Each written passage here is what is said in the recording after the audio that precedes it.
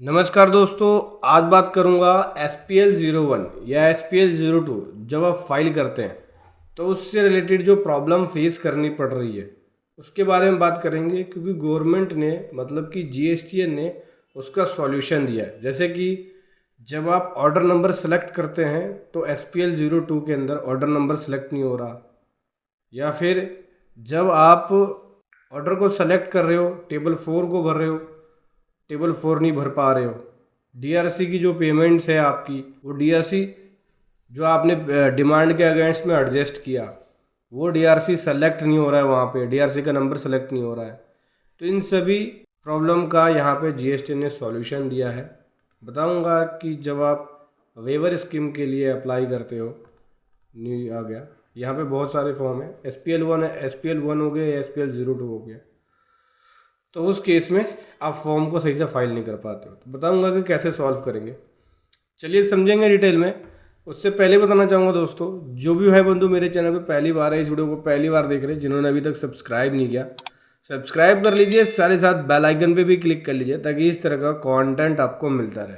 आप SPL1 या SPL02 file कर रहे हो तो उस समय अगर ऑर्डर नंबर सेलेक्ट नहीं हो रहा तो क्या रीज़न हो सकता है।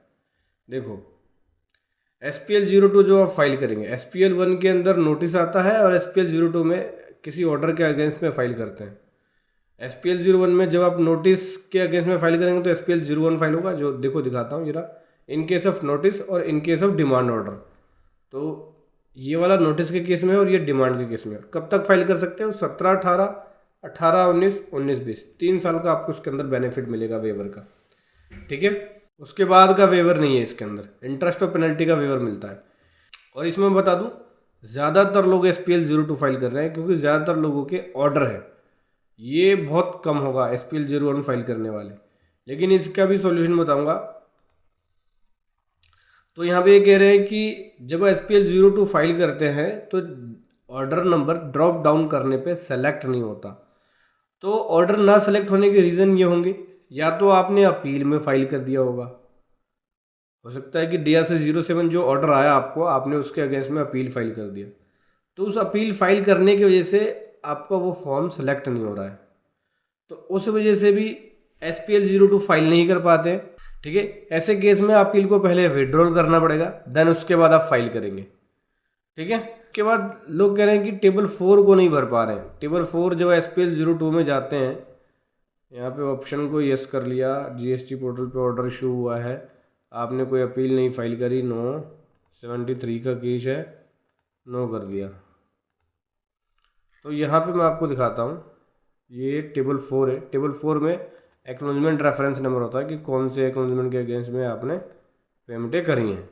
ठीक है, तो ये देखिए, जैसे हम इसको सेलेक्ट करते हैं तो क्या आता है, ऑटोमेटिक DRC सेलेक्ट होकर पेमेंट की डिटेल्स आ जाती है।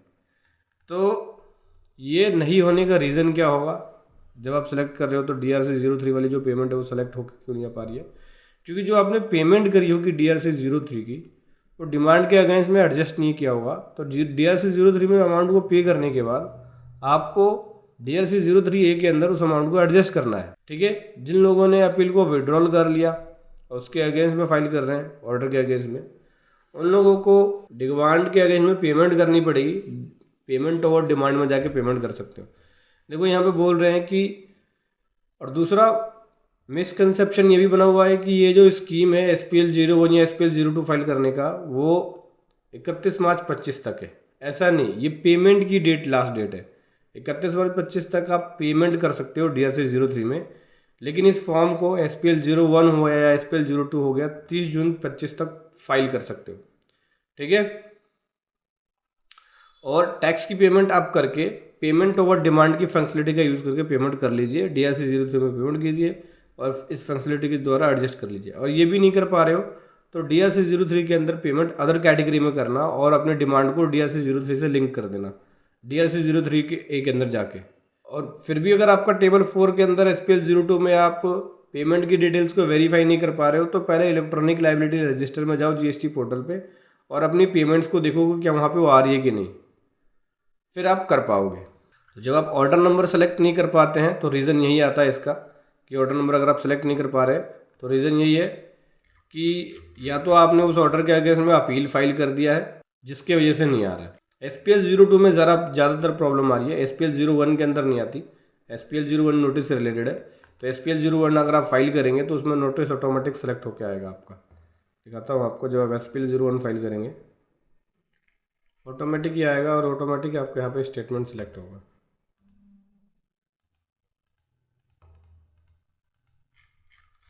मेरे केस में नहीं हो रहा है क्योंकि मेरे केस में ऑर्डर इशू हुआ है, नोटिस नहीं। तो टेबल 4 वाली प्रॉब्लम जो है वो DRC वाली होती है। अगर आपने पेमेंट कर रखी है तो उसके अकॉर्डिंग आपको सिलेक्ट करना पड़ता है, डाटा ऑटोमेटिक आएगा।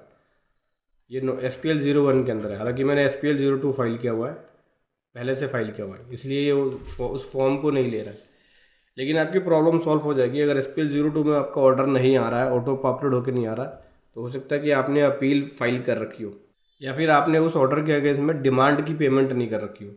ठीक है, कौन सी डिमांड? जो उस ऑर्डर के अंदर टैक्स की डिमांड लगाई। तो जो ऑर्डर आया उसके अगेंस्ट में आपको DRC 03 के थ्रू पेमेंट करनी है, 3A के अंदर डिमांड की एडजस्टमेंट करनी है, देन उसके बाद SPL02 फाइल करो। टेबल 4 को भी भरना ज़रूर। ऑटोमेटिक DRC 03 सेलेक्ट करोगे तो डिमांड ऑटोमेटिक सेलेक्ट होके आएगा। इसमें जो ऑर्डर होगा DRC 07 उसकी ऑर्डर की कॉपी लगाएंगे। इसमें एनेक्सर भी भरना होगा, एनेक्सर दिया होगा, एक एनेक्सर A भरना होगा आपको। और SPL02 की एप्लीकेशन प्रिपेयर करके फाइल करनी होगी, उसकी एप्लीकेशन भी लगानी होगी। उसको लिखना होगा आपको पूरा केस उसके अंदर कि भाई क्या क्या डिटेल थी और किस वजह से आप ये फाइल कर रहे हैं।